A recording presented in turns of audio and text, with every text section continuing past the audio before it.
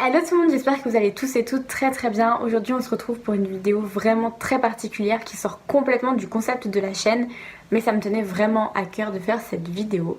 Donc aujourd'hui on va parler un petit peu études supérieures, dans le sens où dans une semaine tout pile il me semble que les lycéens qui sont en classe de terminale vont pouvoir faire leurs vœux sur Parcoursup, leurs vœux pour leur avenir entre guillemets, puisqu'ils vont choisir leurs écoles supérieures. Et il y a un an, j'étais dans ce cas-là. Je me demandais un petit peu quelle filière était la mieux, qu'est-ce que je voulais vraiment faire, quelle école je voulais intégrer, tout c'est comme ça. J'ai essayé de faire des recherches sur un petit peu ce que je voulais faire. Et c'est vrai que malheureusement, des fois, c'est pas très facile de trouver réellement les réponses à nos questions. Donc c'est pour ça aujourd'hui que j'ai décidé de faire cette vidéo. Je vais vous parler un petit peu de ce que j'ai choisi comme filière, vous parler un petit peu de cette filière. Et ce qu'on fera, c'est qu'on se retrouvera la semaine prochaine pour une deuxième partie où je vous expliquerai vraiment en détail ce que j'ai fait dans mon premier semestre de ma L1. Donc voilà, mais vous allez tout comprendre ça juste après. Dans cette vidéo, je vais essayer de fonctionner par partie, donc n'hésitez pas à checker la barre d'infos.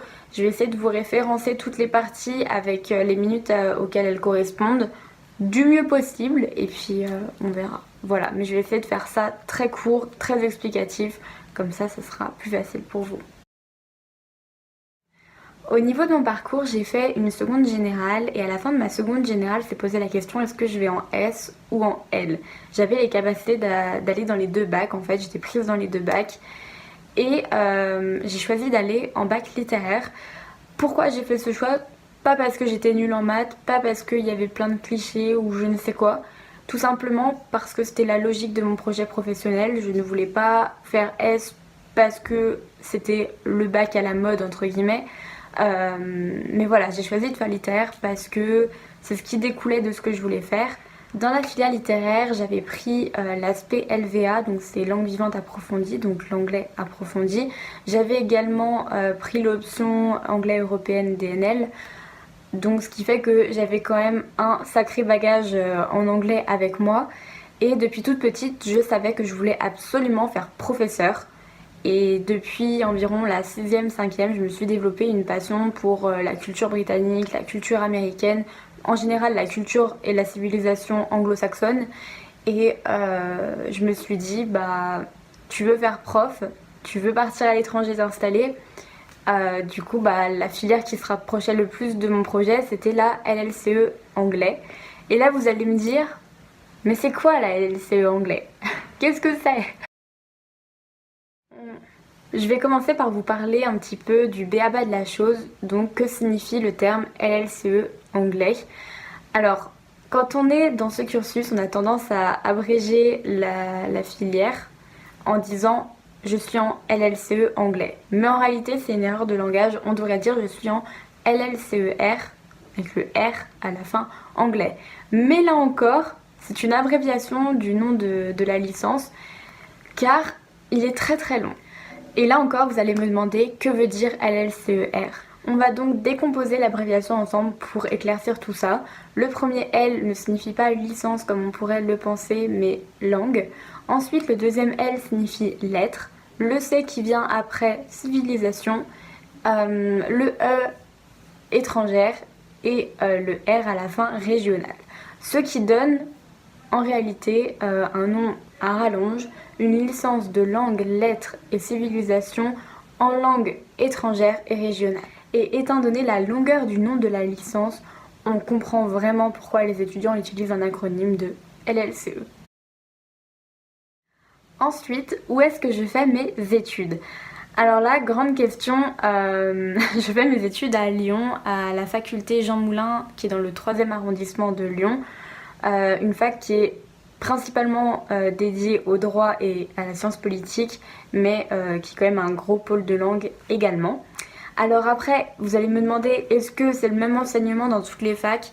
Franchement, je préfère être honnête et vous dire que je ne sais pas, mais je suis persuadée qu'il y a quand même un tronc commun parce que c'est obligatoire pour qu'on ait tous à peu près le niveau dans les différentes facs. Par conséquent, dans cette vidéo et celle de la semaine prochaine, je vous parlerai de l'enseignement qui se fait à Lyon 3, donc dans mon université, et après ça sera applicable plus ou moins aux autres facultés.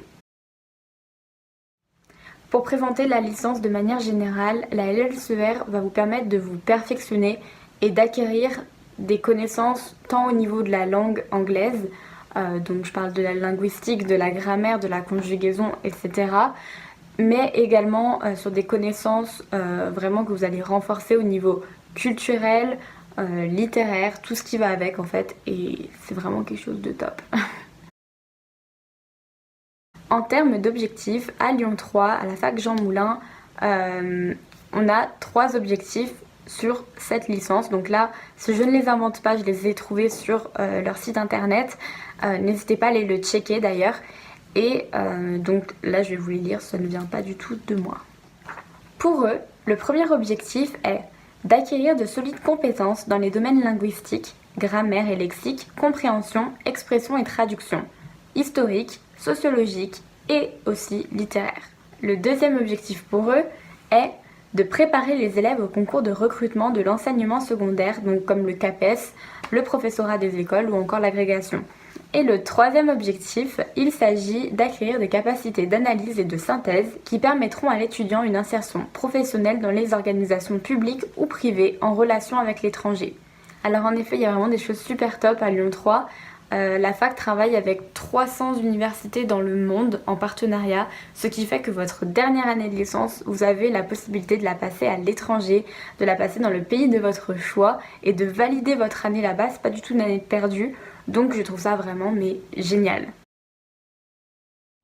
Maintenant parlons un petit peu des débouchés. Alors la licence, comme la plupart des licences, s'effectue en 3 ans, 6 semestres au total, ce qui fait que quand vous terminez votre licence, vous sortez avec un bac+3. La première possibilité que vous avez est de partir dans la vie active, donc trouver un travail. Je vous cache pas que si vous voulez partir dans l'enseignement, je pense que ça va être très compliqué de partir avec un bac+3 sans concours en plus. Mais il y a plein d'autres métiers comme par exemple les métiers de la documentation, le métier de journaliste, tout c'est comme ça, de l'édition, de la traduction, où vous pouvez vraiment trouver des métiers dans la vie active avec un bac+3. Ou alors la deuxième possibilité est de continuer vos études et de continuer 2 ans avec un master d'études anglaises. Donc là pour encore plus approfondir et vous préparer au concours style CAPES, agrégation, doctorat, etc. Où là vous sortirez avec au moins un bac+5 et vous pourrez rentrer dans la vie professionnelle, je pense, plus facilement. Et en plus, si vous voulez enseigner, ça sera beaucoup plus facile avec un concours. Par ailleurs, plusieurs masters sont proposés dans cette filière. À Lyon 3, il y en a au moins 5, ce qui fait que vous avez quand même du choix. Vous n'êtes pas obligé de vous diriger que dans l'enseignement ou que dans une spécificité, ce qui est plutôt vraiment agréable. Parlons maintenant des conditions d'admission dans la fac et dans cette licence en particulier. Alors en fait, les critères sont assez logiques pour pas vous mentir. Le premier, c'est d'avoir obtenu un bac ou une équivalence du bac, donc tant un bac général, même si on va pas se le cacher, le bac littéraire c'est quand même ce qui va vous donner la priorité sur la filière. Mais après, les personnes qui détiennent un DAEU, alors je sais pas du tout comment ça se dit, mais il me semble que c'est un diplôme également pour l'université, c'est admis. Et les étrangers qui ont une équivalence de diplôme peuvent aussi intégrer cette licence sans aucun souci. En revanche, et c'est ce qui est spécifié sur leur site internet, les élèves qui sont complètement débutants dans la langue anglaise ne peuvent pas être admis dans cette licence. Il faut au moins un niveau baccalauréat dans cette langue, que ce soit en LV1, LV2 ou LV3, pour pouvoir être admis à la fac, ce qui est assez logique. Parlons maintenant de la composition de la licence, comment elle se compose. Alors, comme je l'ai dit précédemment, la licence s'effectue en 3 ans et elle est découpée en 6 semestres, 2 semestres par an. Et il faut savoir que chaque semestre fait l'objet d'unités d'enseignement. Donc là, j'ai pris des petites notes parce que c'est assez compliqué au niveau des noms à retenir. Voilà, la fille n'a pas de mémoire. Donc, de mes notes. En LLCER, on gravite autour de 3 unités d'enseignement fondamentales. d'une unité d'enseignement complémentaire et d'une unité d'enseignement d'ouverture. Il est à savoir que chaque unité d'enseignement, ou presque, se compose de CM, qui signifie cours magistraux, et de TD, donc qui signifie travaux dirigés. Généralement, les cours magistraux se font en amphithéâtre avec toutes les personnes de la filière, donc vous pouvez être 300, 400, 500, 1000 en fonction du nombre de personnes de la filière. Et les TD se font généralement dans des classes où vous êtes en petits groupes de 30, 40. Je mentionne également le fait que durant la licence, il n'est à prévoir aucun stage professionnel. Ensuite, au niveau des matières, entre guillemets, de la licence, il n'y a pas réellement de matière, c'est, comme je vous l'ai dit, ça fonctionne en unité d'enseignement. Je vais pas vous faire le détail parce qu'elles sont vraiment très différentes en fonction des semestres. Ce qui fait que je vous renvoie à la vidéo de la semaine prochaine où je vous parle du premier semestre en L1, donc en première année de licence, en LLCER, où là vraiment je vous explique tout. Et enfin, une des dernières choses que je veux mentionner, c'est mon avis. Qu'est-ce que je pense de ma filière? Est-ce que je me sens bien dans ma filière? Est-ce que j'ai fait une erreur, oui ou non? Alors, pour être totalement transparente avec vous, j'aime énormément cette filière, je ne regrette mais pas du tout mon choix. C'est pour vous dire que je me lève le matin, certes je suis fatiguée, mais je suis contente d'aller dans certains cours que j'adore et que je continuerai d'adorer et que je suis triste de quitter au deuxième semestre parce que je vous ai dit que les matières changeaient. Mais dans tous les cas, je me suis pas trompée, je suis super contente d'être là, j'apprends vraiment plein de choses sur la culture, la civilisation. Enfin, c'est vraiment un truc de dingue cette filière, je trouve. On dit souvent de la fac qu'il faut être quand même assez indépendant pour pouvoir s'en sortir au niveau du travail, gérer ses devoirs, etc. Alors oui, je pense que c'est vrai car la licence, en particulier celle-ci, les autres je pense que c'est pareil, elle demande beaucoup de travail personnel. On va dire qu'en cours vous investissez à 40%, mais il y a au moins 60% de travail et de bûchage à fond derrière. Ce qui explique d'ailleurs pourquoi on a un emploi du temps qui est assez léger. Par exemple, tous les matins je commençais à 10h, je finissais à 16h le soir. Une petite chose que je voulais vous parler qui peut être un peu décourageant ou qui peut vous faire sentir pas à votre place, mais ce n'est pas pour autant qu'il faut se décourager, c'est que dans ces filières de langue, que ce soit anglais, allemand ou autre langue, il y a énormément de personnes qui sont en Erasmus, des étrangers qui viennent faire leurs études en France. Ce qui fait que vous avez énormément de bilingues dans les amphis ou même des natifs carrément. Ce qui fait que vous avez l'impression de sortir du lycée avec un très bon niveau parce que vous étiez dans les meilleurs de votre classe et que vous arrivez à la fac et que finalement vous vous retrouvez dans le milieu. Donc vous pouvez vous dire oh, mais je vais jamais y arriver, ça va être horrible. D'autant plus que, je vais pas vous le cacher, il y a certaines matières où vous êtes noté en fonction des autres. C'est-à-dire que déjà vous avez un examen terminal écrit et on va prendre la copie la plus nulle à la meilleure. La meilleure, il peut y avoir 50 fautes, elle aura 20 et la plus nulle, elle aura 0 et on va vous classer en fonction de où vous vous situez. Voilà.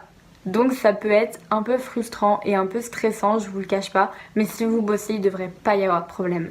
Pour conclure cette vidéo, j'ai vraiment une seule chose à dire, c'est de choisir un cursus qui vous plaît, qui vous donne envie, peu importe ce que les autres pensent, car quand on aime ce qu'on fait, ça devient même plus du travail, ce n'est plus du tout une corvée, mais vous allez aimer, vous allez vouloir aller en cours, apprendre des choses, ça va être un plaisir. Donc vraiment choisissez quelque chose qui vous tient à cœur et pas quelque chose qui fait bien ou qui fait plaisir aux autres et pas à vous. Vraiment c'est mon conseil. Car au final, on ne travaille pas par la contrainte mais par le plaisir.